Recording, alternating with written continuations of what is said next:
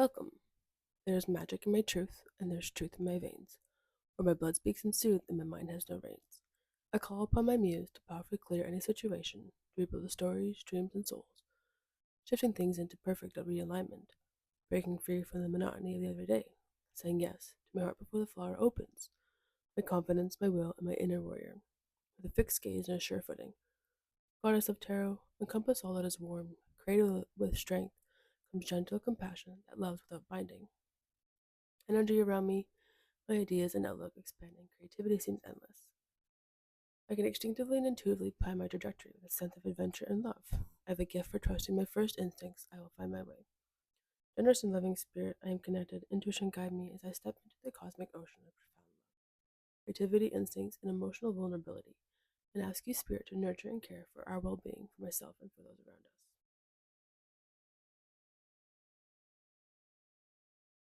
Today, I would like to do a deck interview. This is for when you first get a new tarot deck or a new oracle deck and you want to reconnect with an old one. The 6 card spread interviews your deck and finds out what it can offer you and what your working relationship will be like. So this is a new deck that I got. It is a fantasy oracle.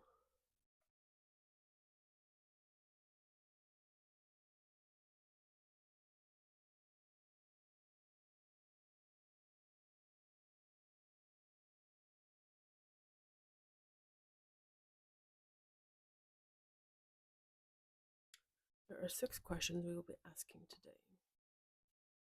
First one is, tell me about yourself. What is your most important characteristic? When I get a new deck, I like to sit with it. I like to feel the energy that comes off of it. Kind of glance at the cards. These ones have a really nice, like a red, goldy, orange embossing, and that reflection is really pretty. They're very simple and not simple, but very clean cards. Or like the white and the shape of them are very unique and interesting. So, tell me about yourself. What is your most important characteristic as an oracle deck?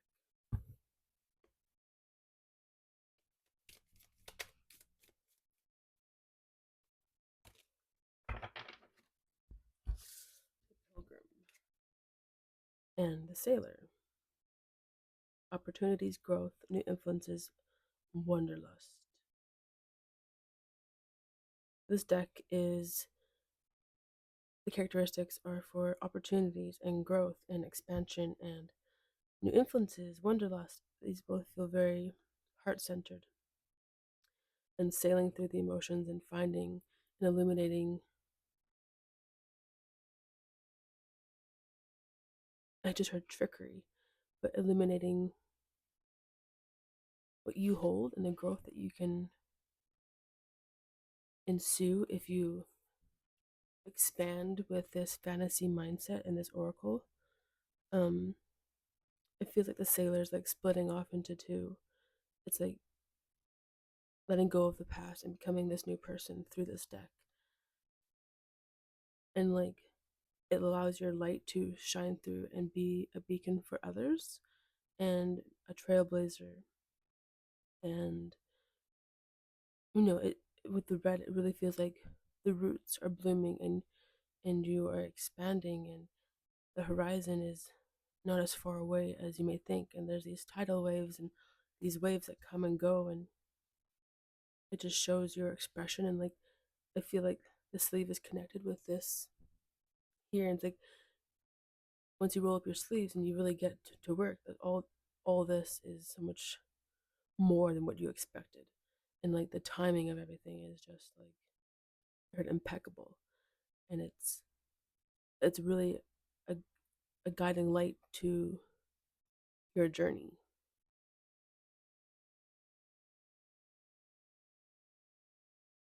It's supposed to be a guide, but it just shows you how much you truly the are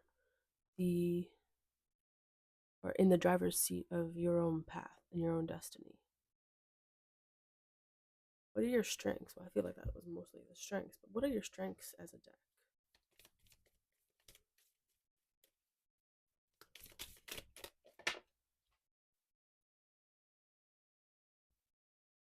The shepherd, celebration and family, strength. What are your strengths as a deck? The shepherd, celebration and family. I feel like it celebrates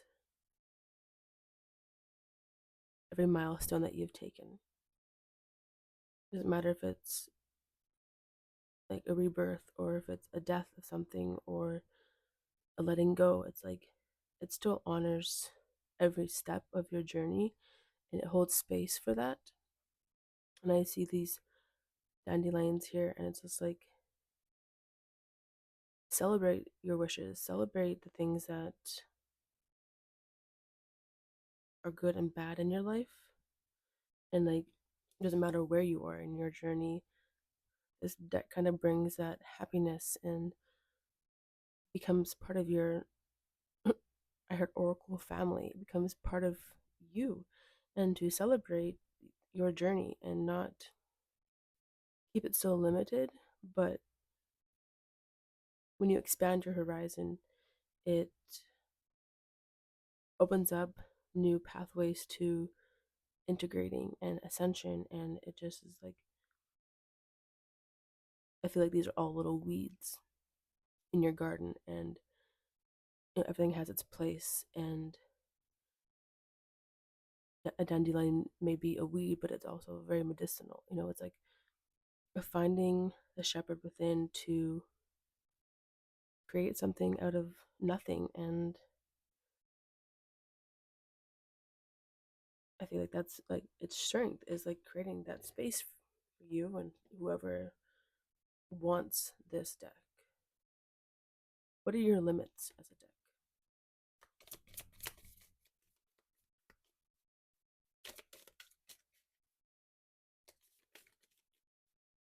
I heard there's a few.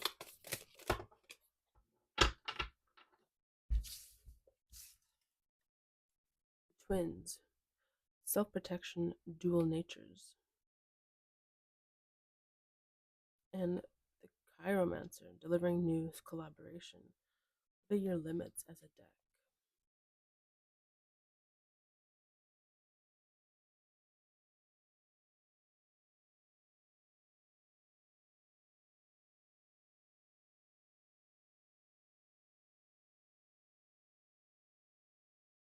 I'm seeing these arrows here, and it's like the limits of this deck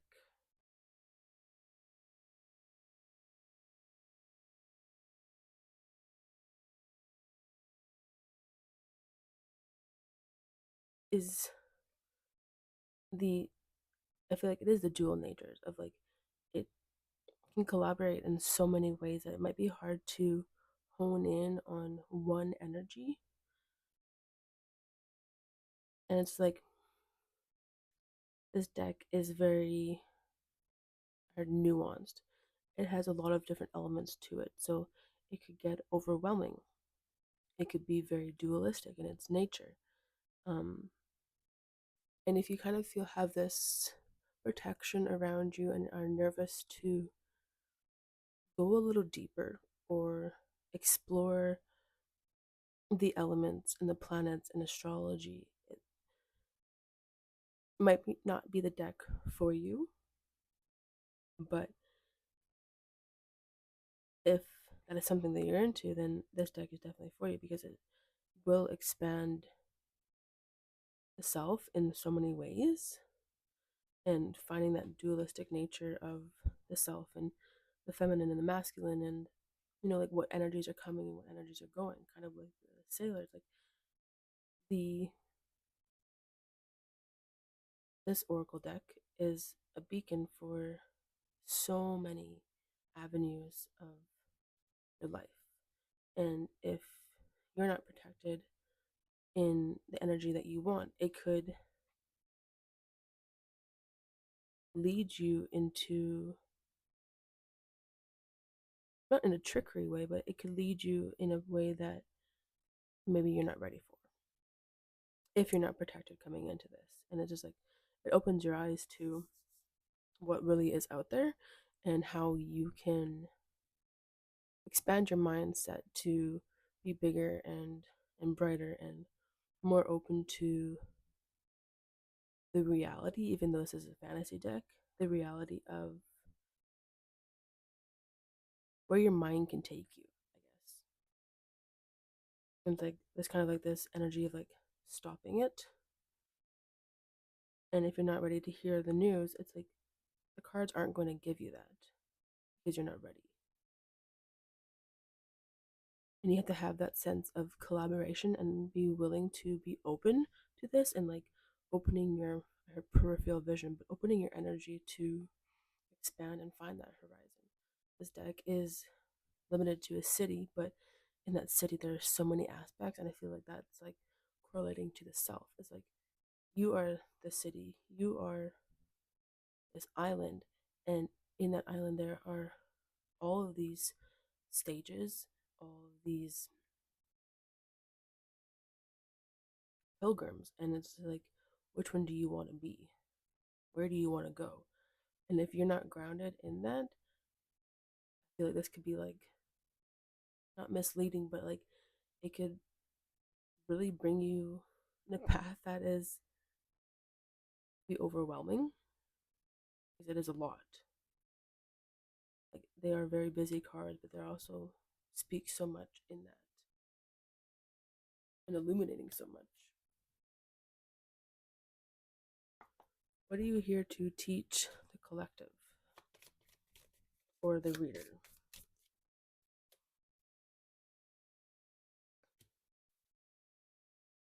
The Queen, determination and sacrifice.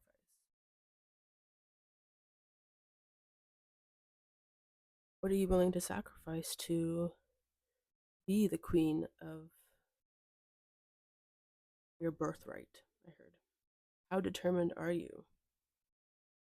What are you willing to sacrifice to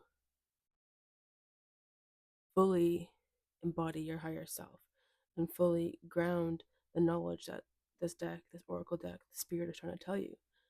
How willing are you to bloom and blossom into the queen? There's this tiny little reflection here, and it's like this ego is like needing to be swatted away, to be fully crowned by this.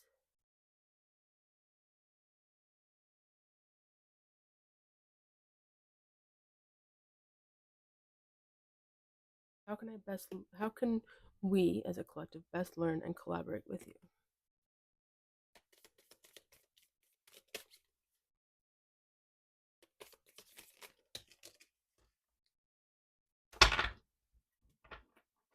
This is a general reading, so a lot did come out. We'll see and take a look at them. Gamer, loss and risks. Like a give and a take. The gamble.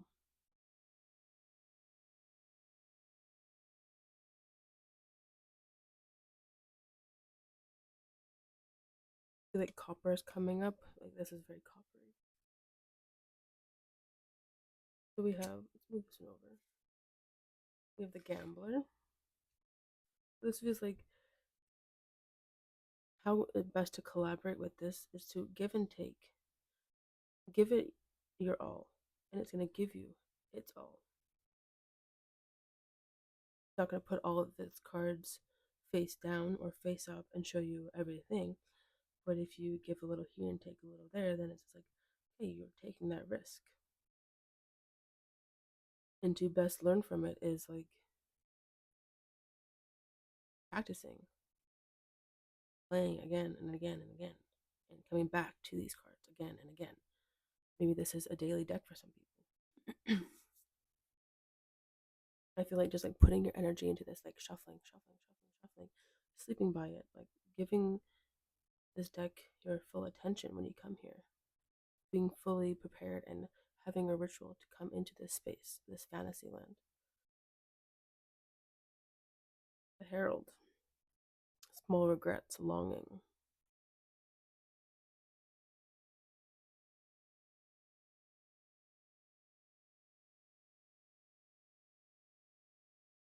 and the diviner, divine timing evaluation. Like if this deck comes into your awareness, just know that it is divine timing and it is a seed that is being has been planted and it's wholeheartedly for you.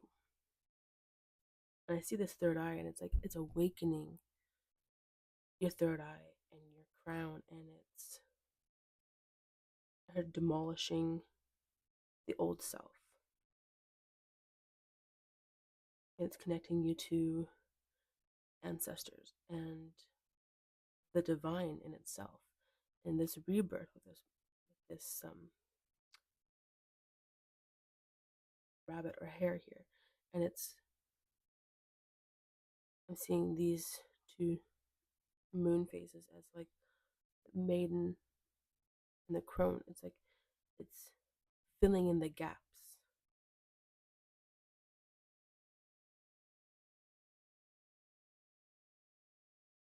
What is the potential outcome of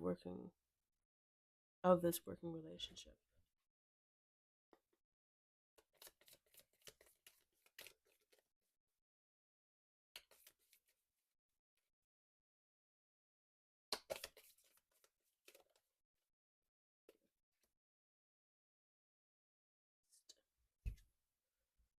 Parenthood legacy.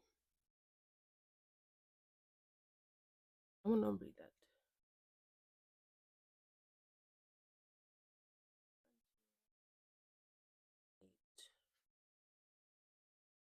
The botanist. Beneath the thick glass panes of the greenhouse, sounds of the outside world are muted.